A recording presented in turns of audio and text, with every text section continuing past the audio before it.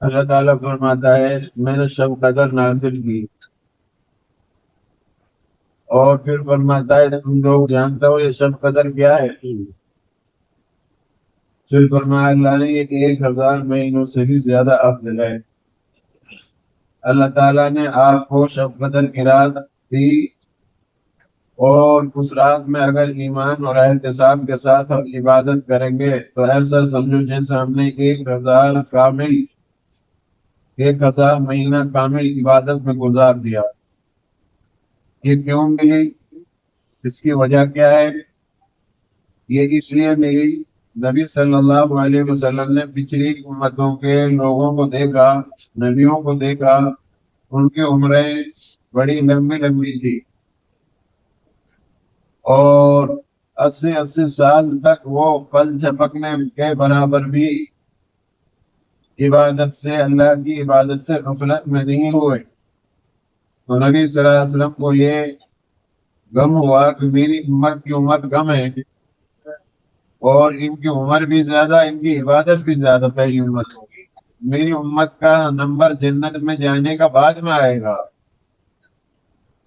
تو پھر اللہ تعالیٰ نے یہ صورت نازل فرمائی کہ محمد صلی اللہ علیہ وسلم میرے یہاں وقت کی کمی زیادتی کوئی معنی نہیں رکھتی، اگر میں چاہوں تو ایک ہی رات کے دامن کو بہت لمبا اور وسیع کر سکتا ہوں۔ بات سمجھ میں آ رہی؟ شب قدر اللہ تعالیٰ نے ہمیں عطا فرمائی، 1000 مہینے سے بھی زیادہ افضل ہے۔ ایک آدمی 1000 مہینے تک عبادت کرتا رہے، اور ایک اس امت کا افراد اس رات میں ایمان اور احتساب کے ساتھ عبادت میں گزار دے گا تو اللہ تعالیٰ اس کو 1000 مہینے کی کامل عبادت کا ثواب عطا فرمائے گا۔ اللہ تعالیٰ اس کو پوچھ رہے، ایک مرتبہ تو فرمایا تم جانتا ہو میں نے تمہیں شب قدر دی، اور تمہیں پتا ہے شب قدر کیا ہے؟ اللہ تعالیٰ دوبارہ پوچھے، پھر اللہ تعالیٰ خود فرما رہے 1000 مہینے سے زیادہ افضل ہے۔ بنی اسرائیل میں ایک آدمی کا اللہ کے رسول صلی اللہ علیہ وسلم نے ذکر کیا کہ 1000 مہینے تک جہاد کرتا رہا، صحابہ کو اس پر رشک ہوا تو اللہ جل جلالہ نے اس کی تلافی کے لیے اس رات کا نزول فرمایا۔ جو آدمی اس رات میں ایمان کے ساتھ عبادت کرے، اللہ تعالیٰ اس کے پچھلے تمام گناہوں کو معاف فرما دیتا ہے۔ شب قدر میں حضرت جبرائیل علیہ السلام بہت سارے فرشتوں کے ساتھ آتے ہیں زمین پر، اور اس شخص کے لیے جو کھڑے یا بیٹھے اللہ کا ذکر کر رہا ہو، عبادت میں مشغول ہو، اس کے لیے دعائیں مغفرت کرتے ہیں۔ جبرائیل علیہ السلام خود آتے ہیں، ان کا آنا خیر و برکت سے خالی نہیں ہے، خود تشریف لاتے ہیں، اور جبرائیل علیہ السلام کے ساتھ بہت سارے فرشتے آتے ہیں، ایسے فرشتے آتے ہیں جو عام دنوں میں نہیں آتے۔ اس لیے ہم اپنے مکانوں کی صفائی اور ناپاکی سے، گندگی سے ہم دور رہیں، ہمارے گلی، ہمارے یہ علاقے صاف ستھرے ہوں۔ جبرائیل علیہ السلام اور فرشتے زمین پر اترتے ہیں، ہمارے ساتھ گندگی کا لفظ جوڑ دیا لوگوں نے، کتنی بری بات ہے۔ مسلمان اور گندگی یہ اچھا سا لفظ نہیں لگتا۔ مسلمان نے تو دنیا کو صفائی دی، سلیقہ دیا، آج ہم مشہور ہو گئے گندگی کے بارے میں۔ تو جبرائیل علیہ السلام اور فرشتے اترتے ہیں، اور اس آدمی کے لیے جو کھڑا ہو کر یا بیٹھ کر اللہ کا ذکر کر رہا ہو، دعائے رحمت کرتے ہیں۔ فرشتے بھی آپ کے لیے دعائے مغفرت کر رہے ہیں۔ اور اللہ کے نبی صلی اللہ علیہ وسلم کو اللہ نے بتا بھی دیا تھا کہ شب قدر کی رات اس رات میں ہے، اور آپ اس کی اطلاع دینے کے لیے آ رہے تھے صحابہ کے درمیان۔ تو آپ نے دیکھا کہ دو آدمی آپس میں لڑ رہے ہیں، آپ صلی اللہ علیہ وسلم ان کا بیچ بچاؤ کرنے لگے، اس بیچ بچاؤ میں یہ رات اللہ تعالیٰ نے آپ کے ذہن سے بھلا دی. اتنی مقدس رات، اتنی بھلائی والی رات، جس میں ایک رات میں عبادت کرنے کا ثواب 1000 مہینے کی عبادت کے برابر مل رہا ہو، اس جھگڑے کی وجہ سے اللہ تعالیٰ نے اپنے نبی کے ذہن سے اس رات کو بھلا دیا. آج ہمارے اندر کتنے جھگڑے ہیں، گھروں میں جھگڑے، باہر جھگڑے، بات بات پر لڑائی، ہر آدمی بارود بھرا ہوا ہے. ہمارے نبی نے فرمایا تم سب میں بہتر وہ ہے جن کے اخلاق اچھے ہیں. صبر کرو، صبر، ان اللہ مع الصابرین، پی جاؤ، صبر کر لو. ذرا سی بات پر لڑائی کرنے لگیں گے، ذرا سی باتوں پر لڑیں گے، جھگڑے کریں گے، یہ اچھی بات نہیں، بہت بری بات ہے. تو ہم لوگ جو ہے جھگڑے نہ کریں، لڑائی نہ کریں. جھگڑا بہت منحوس چیز ہے. اللہ کے رسول صلی اللہ علیہ وسلم نے ارشاد فرمایا جھگڑے کی وجہ سے دین جو ہے انسان کی زندگی سے ایسے چلا جاتا ہے جیسے اس طرح سے بال ختم ہو جاتے ہیں. اس طرح سے بال ختم ہو جاتے ہیں نا، اس طریقے سے دین جو ہے آپس کی لڑائی سے ہمارے درمیان سے چلا جاتا ہے. آج ہمارے اندر اتفاق نہیں ہے، ہمارے اندر اتحاد نہیں ہے، اور آپس میں ہم لڑ رہے ہیں، پڑوسی سے لڑ رہا ہے، کوڑے پہ لڑائی ہو رہی ہے، ذرا سی باتوں پر لڑ رہے ہیں. میرے بھائیوں، لڑائی کو ترک کرو. دو آدمیوں کی اللہ تعالیٰ لڑنے والوں کی مغفرت نہیں کرتا یہاں تک کہ وہ صلح نہ کر لیں. تو دو مسلمانوں میں جھگڑا ہو رہا تھا، اللہ کے رسول صلی اللہ علیہ وسلم نے بتانے کے لیے آ رہے تھے، ان کا بیچ بچاؤ کرنے لگے، اور اس بیچ بچاؤ کی وجہ سے وہ رات بھلا دی گئی. اب ہمارے نبی نے فرمایا اس رات کو جو ہے طاق راتوں میں تلاش کرو. طاق رات کیا ہے؟ 21 طاق رات ہے، اور 23 طاق رات ہے، 25 طاق رات ہے، 27 طاق رات ہے، اور 29 طاق رات ہے. اور اس رات کو پانے کے لیے ہمارے نبی صلی اللہ علیہ وسلم نے ہم کو بہترین نسخہ بتایا، آخری عشرے کا اعتکاف بتایا. اس کو وہی پا سکتا ہے جو پورے مہینے یا آخری عشرے کا خاص طور سے عبادت کا اہتمام کرے، اور اس کے لیے اعتکاف بہترین عمل ہے. نبی صلی اللہ علیہ وسلم نے ہمیشہ اعتکاف فرمایا جب تک آپ رہے. کبھی کبھی تو آپ نے 20 روزوں کا اعتکاف کیا شب بدر کی تلاش کے لیے. تو نبی صلی اللہ علیہ وسلم کا ارشاد ہے کہ میں تمہیں نماز، روزہ، صدقہ وغیرہ سے بھی افضل چیز نہ بتلاؤں؟ صحابہ نے عرض کیا ضرور. آپ نے ارشاد فرمایا آپس کا سلوک سب سے افضل ہے. آپس میں محبت رکھنا، ایک دوسرے کا خیال رکھنا، اور آپس کی لڑائی کو ختم کر دینا، تب کر صلح کر لینا، پیار محبت سے رہنا. یہ فلاں علاقے کا ہے، یہ فلاں برادری کا، ہمارے یہاں برادریت نہیں ہے، علاقائیت نہیں ہے، وطنیت نہیں ہے، قومیت نہیں ہے، ہم سب بھائی ہیں. حتیٰ کہ شیعہ حضرات بھی ہمارے بھائی ہیں.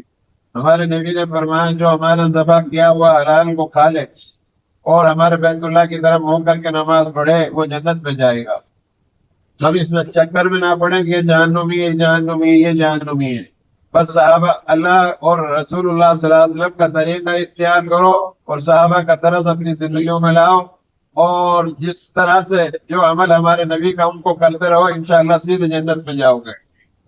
ہم لوگوں کے حقوق کو جو ہمارے اوپر ہیں ان کو ادا کریں. بہرحال آپس کا سلوک سب سے افضل ہے، نماز سے بھی، صدقہ سے بھی، روزہ سے بھی، نفلی نماز سے بھی زیادہ افضل ہے. رسول اللہ صلی اللہ علیہ وسلم نے مسلمانوں کی آبروریزی کو بدترین سود اور خبیث ترین سود ارشاد فرمایا. بدترین سود اور خبیث ترین سود ارشاد فرمایا، کسی کی آبروریزی. اللہ کے رسول صلی اللہ علیہ وسلم بیت اللہ کی طرف انگلی اٹھا کر فرمائے یہ اللہ کا گھر ہے، اس کو ڈھا دینے سے زیادہ بڑا گناہ کسی مسلمان کو ایذا پہنچانا، تکلیف پہنچانا، اس کی بے عزتی کرنا ہے. اس کی تعمیر دوبارہ کر دی جائے گی لیکن اس کی بے عزتی کر دی، اس کی ذلیل کر دیا، اس کو دوبارہ اس کا دل کو اس تعمیر نہیں کی جا سکتی. اس لیے اس کا خیال رکھا جائے. روزے کا مقصد یہ ہے لعلکم تتقون کہ تم متقی بن جاؤ، کسی کو تکلیف نہ پہنچاؤ، اللہ کے حکموں پر چلنے والے بن جاؤ. لعلکم تشکرون تم اللہ کی نعمتوں کو شکر ادا کرنے والے بن جاؤ. لعلہم یرشدون تاکہ تم سیدھے راستے پر چل آ جاؤ، اس لیے تمہیں روزے دیے. آج 16واں روزہ ہے، کل 17واں روزہ ہے. 17 رمضان کو نبی صلی اللہ علیہ وسلم اور صحابہ جو 313 تھے اور ان کے پاس سواری بھی نہیں تھی، غزوہ بدر کا واقعہ پیش آیا تھا. کل آپ دعائیں مانگیں اور وہ تصور 1400 سال پہلے کا تصور اپنے دلوں میں بٹھائیں. گرمی کے زمانے میں رمضان کا مہینہ اور 17 روزہ، 150 کلومیٹر صحابہ نے سفر کیا ایک ایک سواری پر. کئی صحابہ باری باری سوار ہو رہے تھے، بیمار بھی تھے. پھر اللہ تعالیٰ سے دعا مانگی تھی ہمارے نبی نے، صحابہ نے کہ اللہ ہماری مدد فرما. آج بھی ہم حالات میں گرے ہوئے ہیں، اللہ سے دعا مانگے مدد کی. اے اللہ ہم تیری عبادت کرتے، تجھی سے مدد مانگتے، تو ہمارا حل فرما دے. ظالموں کے ظلم سے نجات کے لیے دعائیں مانگیں. 17 رمضان میں بدر کا واقعہ پیش آیا تھا. بہرحال ہم جو ہے اس مہینے میں زکوٰۃ ادا کریں. صدقہ فطر آپ ابھی سے ادا کر سکتے ہیں تاکہ غریب لوگ جو ہے اپنا انتظام کر سکیں. اور زکوٰۃ کا نظم جن لوگوں کے پاس مالدار ہیں، وہ چاہے ان کا مال کم دکھائی دے رہا ہے اسے کہ کم ہو جائے گا، ایسا نہیں ہے، کم نہیں ہوگا، آپ کا مال سیف ہو جائے گا. آپ اپنی زکوٰۃ ادا کیجئے. زکوٰۃ کا مقصد یہ ہے کہ جیسے نماز کا وقت ہوا ایسے ہی آپ کی زکوٰۃ کا وقت ہوا تو فوراً ادا کر دو. اس میں اگر آپ جو ہے لیٹ کرو گے تو گنہگار ہو گے. اگر کئی سال کی زکوٰۃ آپ نے نہیں دی تو اب حساب لگا کر ساری سالوں کی زکوٰۃ دیں. آپ کا جو مکان ہے یہ ضرورت کا ہے، اس پر آپ کی زکوٰۃ نہیں ہوگی. کارخانہ جس مکان میں آپ نے لگا رکھا ہے اس پر، اس کارخانے کی پراپرٹی پر زکوٰۃ نہیں ہے، اس میں سے نکلنے والی آمدنی پر زکوٰۃ ہے. اگر آپ نے کوئی پراپرٹی تجارت کے لیے، بزنس کے لیے چھوڑ رکھی ہے، مقصد آپ کا نیت یہ ہے کہ میں اس کو بیچوں گا، تو یہ مال تجارت ہے، اس پر آپ کو زکوٰۃ آئے گی. زیورات جو ہمارے پاس ان کا حساب لگائیں اور جتنی رقم ان کی ہو رہی ہے ہر 100 روپے پر 2.5 روپے نکال دیں. یعنی اگر 1 کروڑ روپیہ آپ کے پاس ہے تو 2.5 لاکھ روپیہ اللہ کے راستے میں غریب کو دے دو. بہت سے لوگ کپڑا دیں گے، ارے تم وہ دھونے جو اس کو ضرورت ہے. غریب کو کیا ضرورت ہے؟ کپڑے ہی کپڑے سب دے دیں گے تو اس کو پیسہ بھی تو چاہیے. آپ پیسے دے دو آپ کی زکوٰۃ ادا ہو جائے گی. ہم لوگ پیسے نہیں دیتے ہیں، زکوٰۃ وہ دیتے ہیں کپڑا. اب اس کی ضرورت پوری نہیں ہوئی، کپڑے سے ضرورت پوری تھوڑی ہو جائے گی. ہو سکتا ہے وہ قرض دار ہو، اس کو مالک بنا تو دے دو اس کو، وہ جانے اس کا کام جانے، زکوٰۃ آپ کی ادا ہو گئی. اور عام لوگ بہت سارے زکوٰۃ لینے کے لیے آ رہے ہیں جن کو آپ نہیں جانتے ہیں، آپ ان کو زکوٰۃ نہ دیں. ساحل کو جو ہے آپ یہ کہتے ہیں کہ ساحل کو پھٹکارو مت، ٹھیک ہے میں بھی یہ کہتا ہوں مت پھٹکارو، لیکن ان کو زکوٰۃ مت دو جن کو آپ جانتے نہیں ہو. آپ اپنے رشتہ داروں میں دیکھیے، آپ اپنے محلے میں دیکھیے کون غریب ہے، مستحق ہے. میں تو یہ کہتا ہوں آج کے زمانے میں اگر کوئی کھائے کمائے ڈھنگ سے ایمانداری سے تو زکوٰۃ نہیں لے سکتا. لیکن جب ہم کھائیں گے کمائیں گے ہی نہیں تو ہم پھر جو ہے زکوٰۃ کے پیچھے بھاگتے رہیں گے. کوئی شادی کے بہانے سے، کوئی کسی بہانے سے زکوٰۃ لے رہا ہے، یہ سب صحیح نہیں ہے، درست نہیں ہے. صحیح آدمیوں کو زکوٰۃ دو. ہماری زکوٰۃ اتنی ہے کہ بہت زبردست نظام ہے. ہم اگر یہ ایک جگہ جمع ہو جائے پھر سروے کر کے غریبوں میں تقسیم کیا جائے تو ایک بھی غریب نہ رہے. لیکن ہمارے یہاں نظام نہیں ہے، جو چاہے لے رہا، جو چاہے دے رہا، جس کو چاہے دے رہے ہم لوگ. بہرحال ہم اگر زکوٰۃ نہیں دیں گے تو قیامت کے روز یہی مال ہمارے گلے میں سانپ کی شکل میں، اژدہا کی شکل میں لپٹ کر کہے گا کہ میں تیرا وہ مال ہوں جسے تو جمع کر کے جوڑ جوڑ کر رکھتا تھا. بڑھاپا میں مال کی محبت بہت زیادہ بڑھ جاتی ہے، آدمی زکوٰۃ نہیں دیتا. میں نے آپ کو پچھلے جمعے میں بتایا تھا، صاحبہ نے نبی سے دعا کرائی صلی اللہ علیہ وسلم کہ میں مالدار ہو جاؤں. آپ نے منع کیا، اس نے بار بار آپ سے کہا، آپ نے دعا کر دی، وہ مالدار ہو گیا. پھر آپ نے اس کے پاس جب سال گزر گیا زکوٰۃ لینے کے لیے لوگ بھیجے اپنے جو آپ کے قاصر تھے، جو زکوٰۃ وصول کرنے پر منتخب تھے. جب وہ ان کے پاس گئے تو اس نے منع کر دیا. اللہ کے رسول صلی اللہ علیہ وسلم ناراض ہو گئے. آپ نے زندگی میں اپنی میں اس کی زکوٰۃ نہیں لی. اسی طرح ابو بکر کے زمانے میں آئے، وہ ابو بکر نے نہیں لی زکوٰۃ اس کی. اور پھر عمر کے لمبا دور تھا، عمر کے پاس آتے تھے وہ، اور زکوٰۃ دینے کے لیے عمر نے کہا کہ جس کی زکوٰۃ میرے نبی نے نہیں لی، میرے بھائی ابو بکر نے نہیں لی، عمر کی حیثیت کیا ہے کہ اس کی زکات لے؟ اللہ کے نبی، اللہ اس سے ناراض ہو گیا۔ ہم مال کو یہ نہ سمجھیں ہمارے پاس رہے گا، اس کو خرچ کرو، یہی آپ کے کام آئے گا۔ حدیث پاک میں آتا ہے شب قدر کی رات میں اللہ تعالیٰ سب کو معاف کرتا ہے، 4 آدمی ایسے ہیں جن کی معافی نہیں ہوتی۔ ایک شراب کا عادی، ابھی بہت زیادہ شراب پی جا رہی ہے یہاں پر، آپ نے ہولی منائی، مسلمانوں نے بھی ہولی منائی، ہماری نظروں میں وہ لوگ، ہمارے 2 ہی تہوار ہیں۔ ہمارے نبی نے فرمایا من تشبہ بقوم فہو منہم، جو قوم جس قوم کا طریقہ اختیار کرے گی قیامت کے روز وہ اسی میں سے اٹھائی جائے گی۔ آپ نے ہولی منائی اور آپ دیوالی منائیں، کتنا ہی کر لو تب بھی آپ کو یہ لوگ جو ہے وفادار نہیں کہیں گے۔ میں آپ کو بتا رہا ہوں، ہم قربانی دیتے ہوئے آ رہے ہیں اس ملک کے لیے، ہمارے اجداد نے، ہمارے پرکھوں نے اس کو آزاد کرایا، لیکن آج بھی ہمیں غدار سمجھتے ہیں لوگ۔ میں کہہ رہا ہوں اپنے نبی کا طریقہ اختیار کر لو، اللہ تمہارا دوست بن جائے گا، تمہاری حمایت کرے گا۔ کوئی بھی حمایت نہ کرے، اللہ تمہارے لیے کافی ہو جائے گا۔ تم لوگوں کو خوشامد مت کرو، اللہ کی خوشامد کر لو۔ یہ اللہ کو راضی کرنے کا مہینہ اللہ نے تمہیں دیا ہے۔ شراب کا عادی جو شراب پی رہا ہے، شراب کتنے لوگ پی رہے ہیں؟ ہر گھر میں اس میں، یہ مسلمانوں کا محلہ، ہر گھر میں شراب ہے۔ رات میں شراب پئیں گے، دن میں نماز پڑھیں گے۔ نوجوان بچے راتوں میں کھڑے ہو کر نشہ کر رہے ہیں، چوری کر رہے ہیں، جوا کھیل رہے ہیں، زنا کر رہے ہیں۔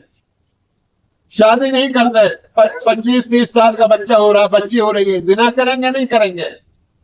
ہمارے نبی سے لوگوں نے کہا کہ ابھی تو آپ کی بیٹی چھوٹی ہے، ابھی مت کرو علی سے نکاح۔